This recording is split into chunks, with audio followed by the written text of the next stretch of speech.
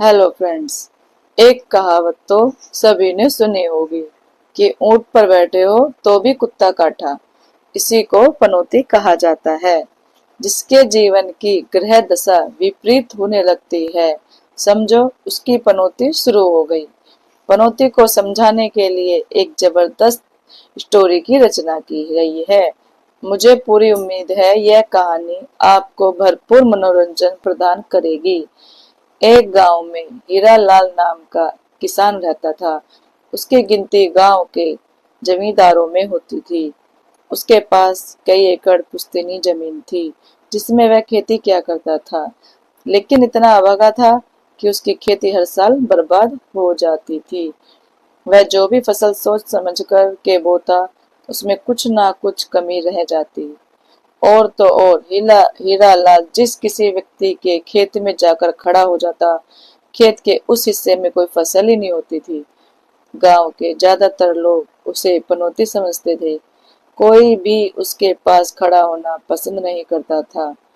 वह जिसके साथ होता, उसके सारे काम बिगड़ने लगते। हीरा लाल अपनी बुरी किस्मत से परेशान था। वह अपने आप को कोसता रहता।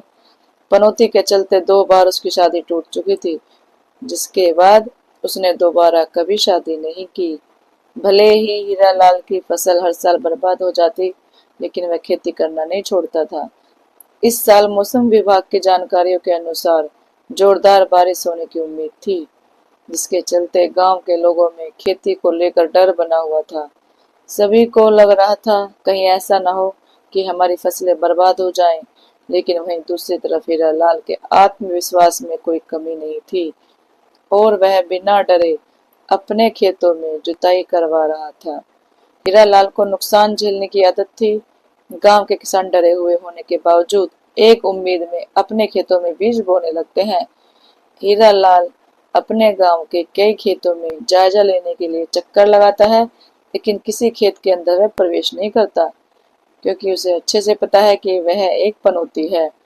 अगर उसने किसी के खेत में कदम रख दिया और अगर उस जगह पर फसल नहीं हुई तो इल्जाम उसी पर आएगा। हालांकि वह इस बात से अंदर ही अंदर दुखी रहता था, लेकिन वह अपने दिल का दर्द छुपाकर अपने काम में लगा रहता था। गांव में लगभग सभी ने अपने खेतों की बुआई कर ली थी। बुआई के दौरान पानी की हल्की बूंदाबांदी हो रही थी, लेकिन बुआई होते ही एक सप्ताह में गांव का माहौल बदलने लगा था। बारिश की बूंदों का आकार बढ़ चुका था। किसान अपने खेतों से पानी निकालने के लिए व्यवस्था में लगे हुए थे। किसानों के चेहरों में साफ साफ बारिश का डर नजर आ रहा था, लेकिन हीरा के चेहरे पर सकन तक नहीं थी। वह बारिश से बेखौफ होकर अपने खेतों में टहल रहा था। एक रात बारिश अपना विकराल रूप धारण कर लेती है। गांव के आसपास के नदी नाले पूरे उफान में आ जाते हैं। पानी गांव के खेतों में घुसने लगता है और जैसे ही लोग सुबह उठकर गांव के चारों तरफ देखते हैं, तो उनके होश उड़ जाते हैं। गांव के सभी किसानों के खेत पानी से डूब चुके थे। पानी ने सभी की फसलों को नष्ट कर दिया था। किसान इस त्रासदी से टूट चुके थे और अब सभी को पूरी उम्मीद थी कि किसी भी खेत में एक दाना तक नहीं होगा। और कुछ हफ्ते गुजरने के बाद वही हुआ, इसका गांव वालों का डर था। गांव के किसी भी खेत में अनाज का एक पौधा तक नहीं हुआ था, सिवाय हीरालाल के। आसपास के गांवों की सभी फसलें तबाह हो चुकी थी, लेकिन हीरालाल ने इस वर्ष की खेती में इतिहास रच दिया था। उसके खेतों में आज तक इतनी अच्छी फसल नहीं हुई थी। उसे खुद इस बात पर यकीन नहीं था। दूर दूर के गांव से लोग हीरालाल के खेत देखने आ रहे थे। सब यह जानना चाहते थे कि हीरालाल ने किस तरह के बीज और खाद का इस्तेमाल किया है कि इतनी खतरनाक बारिश में भी इसके खेतों की फसल बर्बाद नहीं हुई। हीरालाल मन ही मन प्रसन्न था, लेकिन कहीं ना कहीं उसे अचंभा लग रहा था कि आखिर क्यों सबके खेत बर्बाद हो गए, लेकिन उसके खेतों को कुछ नहीं हुआ। गांव वालों की नजरों में हीरालाल के माथों से पनौती का ठप्पा हट चुका था। अब लोग उसे किस्मत का धनी समझने लगते हैं। हीरालाल पैदल अपने खेतों की तरफ जा रहा होता है, तभी उसे एक बुजुर्ग व्यक्ति नजर आते हैं। हीरालाल उन्हें पहले से पहचानता था, इसलिए वे उनके पास जाकर बैठ जाता है और औपचारिकता तौर पर उन्होंने हालचाल पूछने लगता है।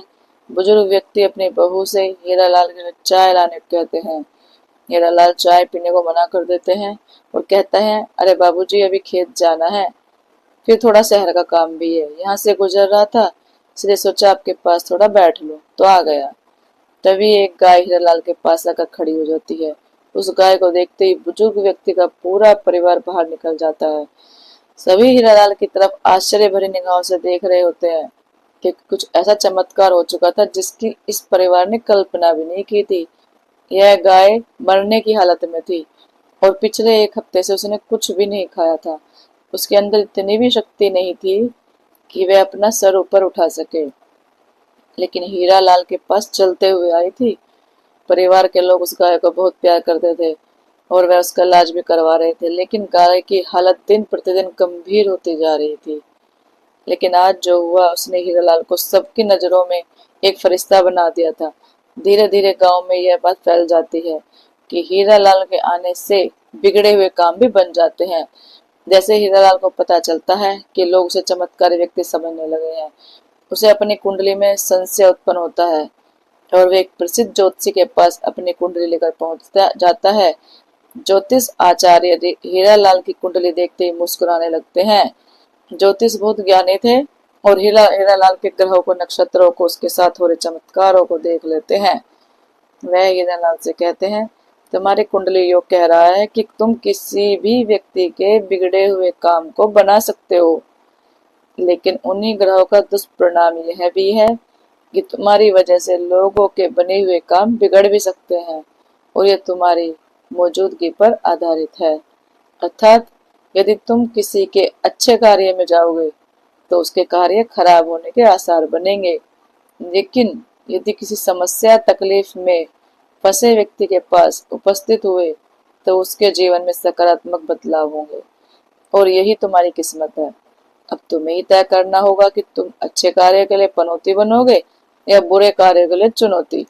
दरअसल ज्योतिष आचार्य का कहना का आशय यह था कि हीरालाल को लोगों के अच्छे कार्यों में जाने से बचना चाहिए और जो लोग परेशानी से गुजर रहे हैं, समय निकालकर उनके पास जरूर जाना चाहिए। यही हीरालाल के जीवन का सर्वश्रेष्ठ उद्देश्य हो सकता है, तभी उसे मन की शांति मिलेगी। हीरालाल ज्योतिष की बात समझ जाता है और वह अपनी जिंदगी का लक्ष्य लोगों की मदद करने को बना लेता है। हीरालाल अपने सभी काम करने के लिए नौकर रख लेता है और अपने खेतों में जाना बंद कर देता है। गांव में जिस व्यक्ति के खेत बंजर हो चुके थे वह फिर से अपने खेतों में बुआई शुरू कर देते हैं और हीरालाल को अपने खेतों में चलने को कहते हैं और लोगों का यह टोटका काम आने लगता है। देखते ही देखते हीरालाल दूर दूर के गांव में प्रसिद्ध होता जाता है। लोग दूर दूर से उसके पास अपनी समस्या लेकर पहुंचने लगते हैं और वह लोगों की समस्याओं का निराकरण अपनी क्षमता के हिसाब से कर देता है। अपने आप को पहचानने की वजह से हीरालाल का श्राप ही उसके लिए वरदान बन चुका था। हीरालाल लोगों की सेवा में अपना जीवन समर्पित कर देता है और इसी के साथ कहानी का आखिरी पन्ना बंद हो जाता है। दोस्तों, अगर आपको मेरी ये कहानी पसंद आई तो लाइक, कमेंट और शेयर करें और चैनल को सब्सक्राइब करें। Thank you.